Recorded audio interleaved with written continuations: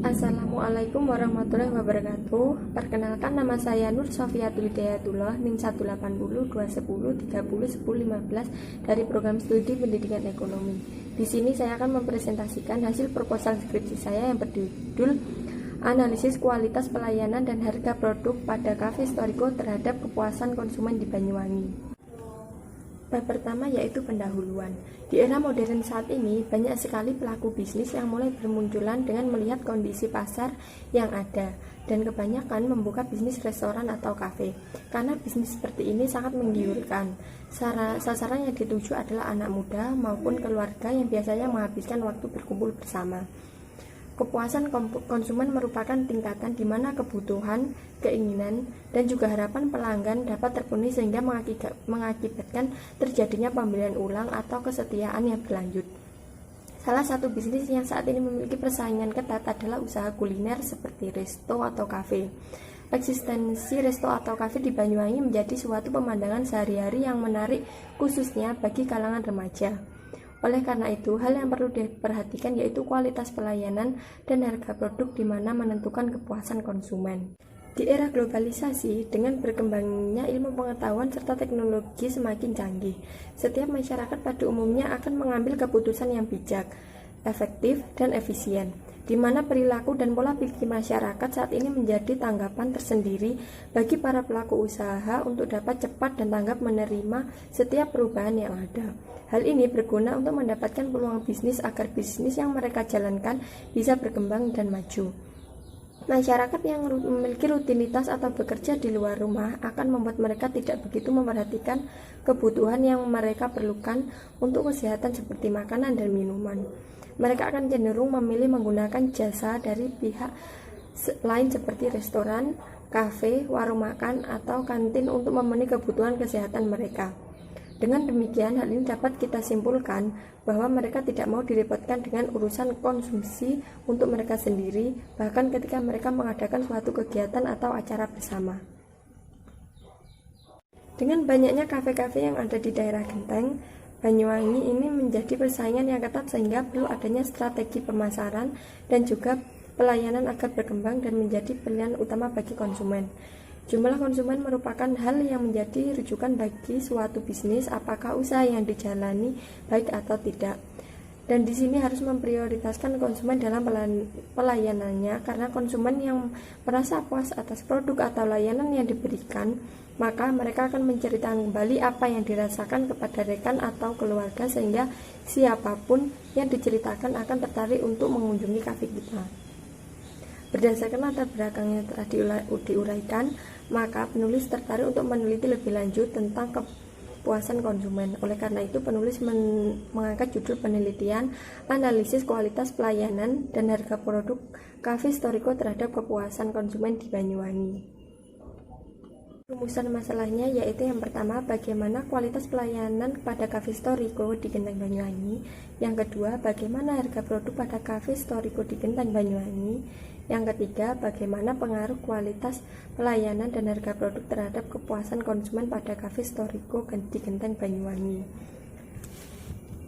Tujuan dan manfaat penelitian yaitu yang pertama, untuk mengetahui bagaimana kualitas produk pada Cafe Storiko.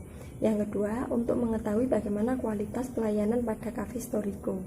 Yang ketiga, yaitu untuk mengetahui bagaimana pengaruh kualitas produk dan layanan terhadap kepuasan konsumen pada Cafe Storiko. Manfaat dari penelitian ini adalah sebagai berikut.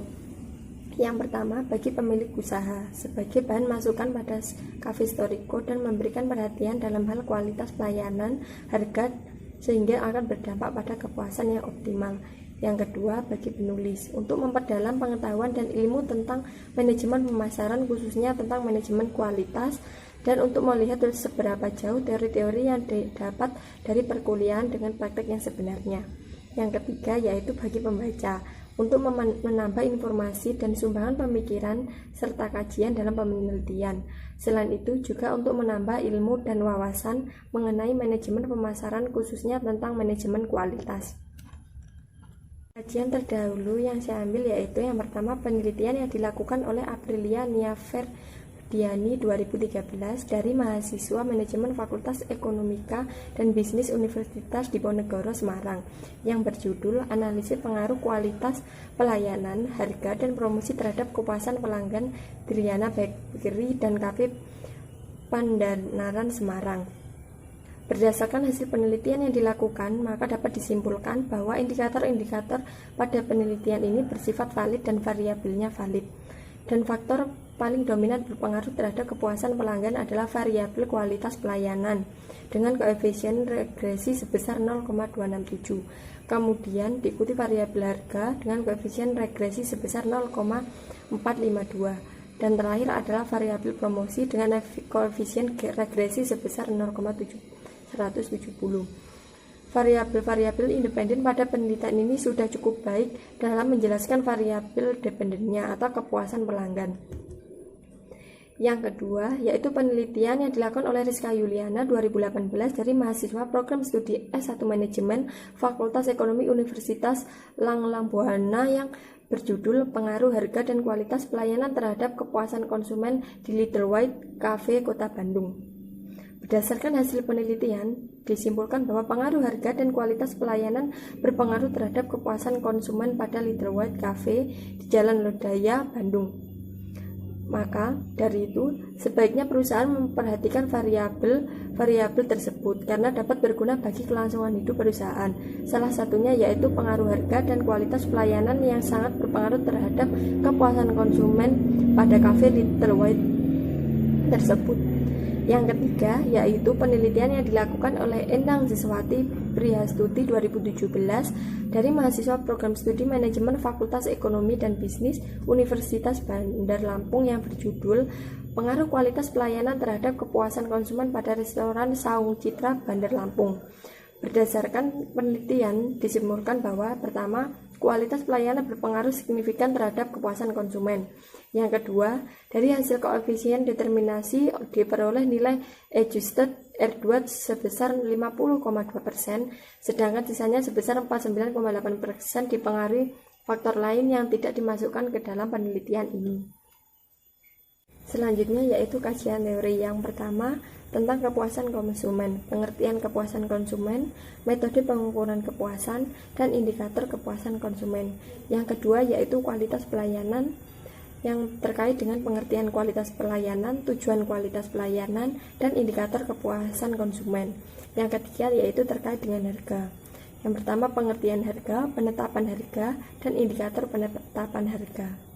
Yang pertama yaitu pengertian kepuasan konsumen. Kepuasan konsumen merupakan perasaan senang atau kecewa yang berasal dari perbandingan terhadap kinerja atau hasil suatu produk dan harapan-harapannya apakah sesuai dengan ekspektasinya atau tidak. Dari definisi di atas, kepuasan merupakan fungsi dari persepsi atau kesan atas kinerja dan harapan. Jika kinerja berada di bawah harapan, maka pelanggan tidak puas. Jika kinerja memenuhi harapan, maka pelanggan akan merasa puas. Jika kinerja melebihi harapan, disitulah pelanggan amat sangat merasa puas. Apabila pelaku usaha memfokuskan pada kepuasan tertinggi, maka konsumen yang kepuasannya hanya pas akan mudah untuk berubah pikiran bila mendapat tawaran yang lebih baik. Menurut Kotler, dalam menentukan jenis kepuasan konsumen dapat 5 faktor utama yang harus diperhatikan oleh perusahaan, yaitu yang pertama kualitas produk, kedua kualitas pelayanan, ketiga emosional, keempat harga, kelima biaya konsumen. Yang kedua yaitu metode pengukuran kepuasan. Menurut Kotler, metode yang digunakan untuk mengukur kepuasan pelanggan yaitu yang pertama, sistem keluhan dan saran sebuah perusahaan yang berfokus pada pelanggan mempermudah pelanggannya untuk memberikan saran dan keluhan mereka. Yang kedua, pembeli bayangan, yaitu dengan memperkerjakan beberapa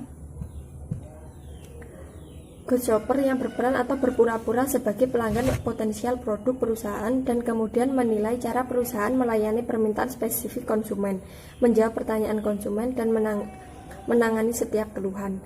Yang ketiga, analisis konsumen beralih. Sedapat mungkin perusahaan seharusnya para konsumen yang telah beralih ke perusahaan lain agar dapat memahami mengapa hal itu terjadi. Yang keempat yaitu survei kepuasan pelanggan. Melalui survei, perusahaan akan memperoleh tanggapan secara langsung dari pelanggan dan juga memberikan kesan positif bahwa perusahaan menaruh perhatian terhadap konsumennya. Selanjutnya yaitu indikator kepuasan konsumen. Indikator Kepuasan konsumen terdiri dari yang pertama, kesesuaian harapan, merupakan tingkat kesesuaian antara kinerja produk yang diharapkan konsumen dengan yang dirasakan oleh konsumen. Yang kedua yaitu minat berkunjung kembali, merupakan kesediaan konsumen untuk berkunjung kembali atau melakukan pembelian ulang terhadap produk terkait. Yang ketiga, kesediaan merekomendasikan, merupakan kesediaan konsumen untuk merekomendasikan produk yang telah dirasakannya kepada teman atau keluarga. Selanjutnya yaitu kualitas pelayanan. Pengertian kualitas pelayanan. Bagian paling rumit dan sulit dari pelayanan yaitu dilihat dari kualitasnya yang akan mempengaruhi harapan konsumen. Harapan yang dibutuhkan konsumen pun bervariasi, walaupun pelayanan yang diberikan sudah sangat konsisten. Menurut Ciptono, kualitas pelayanan merupakan upaya penyampaian jasa untuk memenuhi kebutuhan dan juga keinginan pelanggan serta ketepatan penyampaian untuk mengimbangi harapan konsumen. Harapan konsumen merupakan keyakinan konsumen sebelum mencoba atau membeli suatu produk yang dijadikan acuan dalam menilai kinerja produk tersebut. Kualitas pelayanan menjadi suatu keutamaan yang harus dilakukan pelaku usaha supaya mampu bertahan dan tetap mendapat kepercayaan konsumen. Selanjutnya yaitu tujuan kualitas pelayanan. Adapun tujuan kualitas pelayanan yaitu sebagai berikut. Yang pertama, memberikan pelayanan yang berkualitas kepada para pelanggannya. Yang kedua, membantu pelanggan untuk mengambil keputusan supaya membeli barang atau jasa yang ditawarkan. Yang ketiga, menumbuhkan rasa percaya diri pelanggan terhadap barang ataupun jasa yang ditawarkan penjual. Yang keempat, menumbuhkan kepercayaan dan kepuasan kepada para pelanggan. Yang kelima, untuk menghindari terjadinya berbagai macam tuntutan atau aduan dari pelanggan kepada penjual terhadap produk atau jasa yang dijual. Yang keenam, supaya konsumen atau pelanggan merasa diperhatikan dan merasa diperlakukan secara baik. Yang ketujuh, untuk menumbuhkan dan mempertahankan loyalitas konsumen supaya tetap membeli barang atau jasa yang dijual. Yang selanjutnya yaitu indikator kualitas pelayanan. Menurut Pak Surahman menyatakan atribut yang dapat digunakan untuk mengevaluasi kualitas pelayanan dapat dilihat dari 5 dimensi pokok, yaitu yang pertama kehandalan atau reliability, yaitu kemampuan perusahaan untuk memberikan pelayanan sesuai yang disajikan secara akurat dan terpercaya. Yang kedua yaitu daya tanggap atau responsiveness, yaitu suatu kemauan untuk membantu dan memberikan pelayanan yang cepat dan tepat kepada pelanggan dengan menyampaikan informasi yang jelas.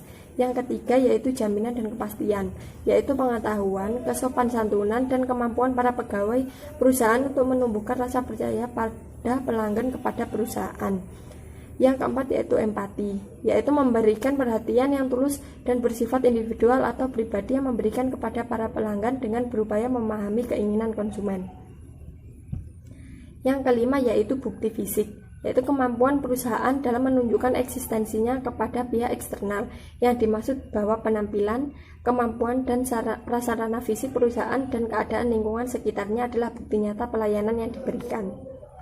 Yang ketiga yaitu harga. Pengertian harga. Harga adalah jumlah uang yang dibutuhkan untuk mendapat sejumlah kombinasi dari barang beserta pelayanannya.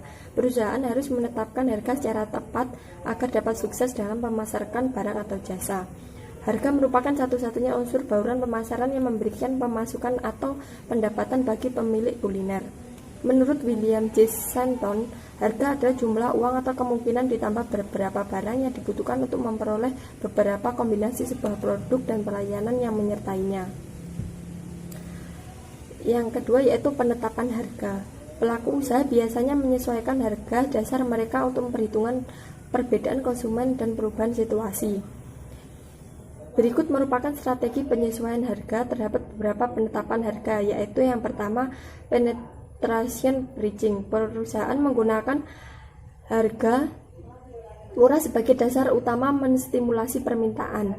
Perusahaan berusaha menaikkan tingkat penetrasi produknya di pasar dengan cara menstimulasi permintaan primer dan meningkatkan pangsa pasar atau mendapatkan pelanggan baru berdasarkan faktor harga.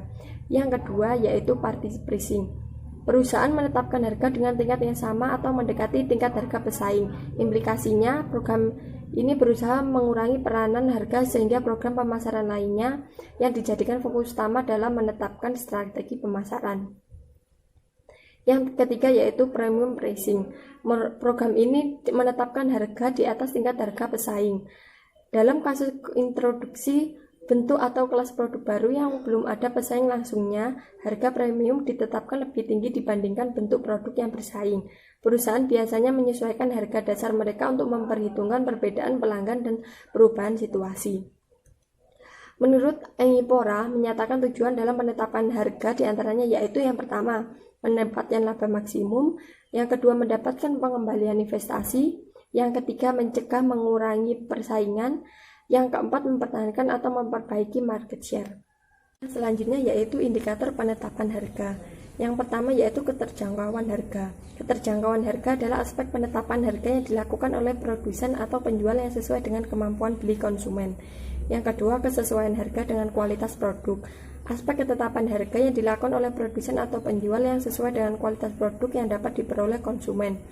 Yang ketiga, daya saing harga. Penawaran harga yang diberikan oleh produsen atau penjual berbeda dan bersaing dengan yang diberikan oleh produsen lain pada satu jenis produk yang sama. Yang keempat, kesesuaian harga dengan manfaat produk. Aspek penetapan harga yang dilakukan oleh produsen atau penjual yang sesuai dengan manfaat yang dapat diperoleh konsumen. Penjelasan selanjutnya yaitu kerangka berpikir. Kerangka pemikiran pada penelitian ini menunjukkan keterkaitan atau hubungan antara variabel bebas yaitu kualitas pelayanan X1 dan harga produk S2 dengan variabel terkait yaitu kepuasan konsumen atau Y. Kepuasan konsumen dapat menjadi kenyataan apabila persepsi konsumen terhadap kualitas pelayanan dan harga produk sesuai dengan harapannya. Ketiga yaitu metode penelitian. Yang pertama yaitu rancangan penelitian. Penelitian yang digunakan untuk menggunakan jenis penelitian deskriptif yang menggunakan pendekatan kualitatif. Hal ini dimaksudkan untuk menjelaskan dan menjabarkan sejujur-jujurnya keadaan sebenarnya di lapangan pada saat penelitian dilakukan. Dilakukannya penelitian ini yaitu untuk mengetahui dan menjabarkan pengaruh kualitas pelayanan dan harga produk Cafe Storiko terhadap kepuasan konsumen di Banyuwangi. Yang kedua yaitu lokasi penelitian. Untuk lokasi penelitian ini dilakukan di Cafe Storiko yang beralamat di Jangan Genteng, Banyuwangi, yang ditemukan dengan menggunakan metode purposive area, yang berarti bahwa lokasi penelitian ini ditemukan dengan sengaja. Dan alasan mengapa Cafe Storiko digunakan sebagai lokasi penelitian ini adalah karena cafe ini merupakan salah satu kafe yang terkenal di Banyuwangi dan memiliki keunikan tersendiri dalam penyajian menu mereka. Yang C yaitu subjek dan informan penelitian. Subjek utama untuk penelitian ini adalah seluruh staf yang bekerja di Cafe Storiko. Hal ini dipandang seluruh staf di sana pastilah sudah mengetahui dan paham tentang seluk-beluk tempat kerja mereka. Dan salah satu alasan yang lain yaitu informan tersebut mampu menjelaskan secara rinci tentang permasalahan yang akan diteliti. Yang D yaitu definisi operasional konsep. Konsep yang harus didefinisikan terkait dalam penelitian ini adalah yang akan diteliti di Cafe Storiko antara lain harga produk, kualitas pelayanan, dan kepuasan konsumen. Jenis dan sumber data. Yang pertama yaitu data primer. Data yang primer yang dimaksudkan dalam hal ini berupa data utama di mana data ini merupakan data yang diperoleh langsung melalui wawancara dengan pimpinan dan staf yang berada di Cafe Storiko. Yang B yaitu data sekunder.